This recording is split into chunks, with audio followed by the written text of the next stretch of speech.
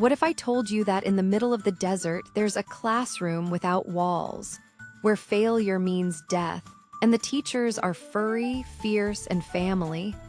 Picture the African sun beating down on red sand. A group of meerkats stands guard while others dig for scorpions. And in the middle of it all, a tiny pup is watching, learning everything it needs to survive. Because in the world of meerkats, childhood isn't just playtime. It's training for life and death.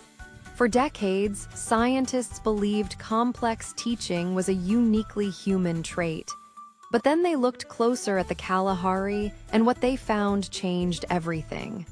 Meerkats don't just care for their young. They educate them, step by step, lesson by lesson, in one of the most sophisticated teaching systems in the animal kingdom. Let's step into their world and see how it works. A meerkat pup is born blind, helpless, and utterly dependent. For the first few weeks, it stays safe underground. But soon, it must learn to navigate a world full of predators, poisonous prey, and scorching heat. And it can't do it alone. That's where the family comes in. In a meerkat mob, everyone helps raise the young, not just the parents. Aunts, uncles, older siblings, they all take turns as teachers, guards, and providers. It's a communal education system, and it begins the moment the pups first emerge into the light. The first lessons are simple: stay close, follow the group, and listen for alarm calls. But soon, the real training starts.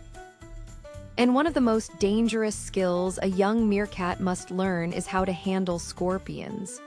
Scorpions are fast, venomous, and tricky to catch. An adult meerkat knows exactly how to disable one, biting off the stinger, neutralizing the threat. But a pup, it has no idea, so the adults don't just bring back dead scorpions. They bring live ones, and they modify the danger based on the pup's age and ability. For the youngest pups, they bring dead scorpions. No risk, just exposure.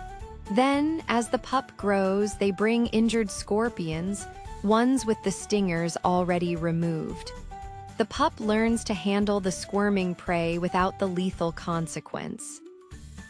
Finally, when the pup is ready, the adults bring a live, fully armed scorpion and carefully supervise as the young one attempts the hunt. They'll intervene if things go wrong, but they let the pup make mistakes. Because those mistakes are part of the lesson, it's a gradual, scaffolded education tailored to the learner's level. And it's not the only thing meerkats teach. They also give lessons in digging.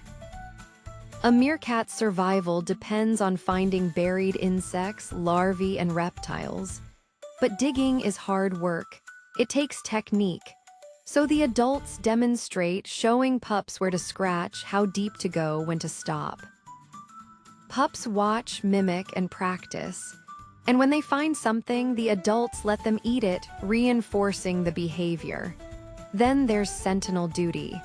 One of the most vital roles in the mob is keeping watch for eagles, snakes, and jackals. But standing guard means you're not eating. It's a sacrifice. So how do meerkats teach selflessness? They model it. Older meerkats take turns on high alert, standing on termite mounds or bushes, chirping out all-clear signals. Pups observe this and, over time, begin to take short shifts themselves. They're learning that survival isn't just about feeding yourself, it's about protecting the group. But perhaps the most fascinating lesson is in communication. Meerkats have one of the most complex vocal repertoires of any mammal. Different calls for different predators: eagle, snake, jackal, each requiring a different response. Pups aren't born knowing these sounds, they have to learn them. And the adults teach through repetition and reinforcement. When a sentinel calls, the mob reacts. Pups watch and mimic. If they freeze at the eagle call or stand tall at the snake alert, they're learning the right behavior. If they don't, they might get a nudge or a corrected example from an older meerkat. It's a language class in the wild, and fluency is essential. Now, you might wonder, why do meerkats go to all this trouble? Why not just let the pups figure it out on their own? Because in the Kalahari, trial and error is often fatal. A single mistake with a scorpion or a moment of inattention under an eagle's shadow can be the last. Teaching isn't a luxury for meerkats, it's a necessity, and this system pays off. Pups that receive more instruction from adults have higher survival rates. They're better hunters, more alert sentinels, and more integrated group members. They grow up to become teachers themselves, passing the knowledge to the next generation. It's a cycle of learning that has allowed meerkats to thrive in one of Earth's toughest environments. But it's not just about skills. It's also about social bonds. Through teaching, meerkats strengthen family ties.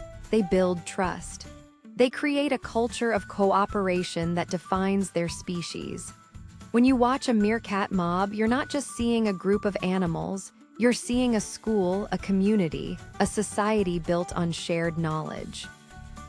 And that might be the most important lesson of all. What other animal surprised you with its intelligence?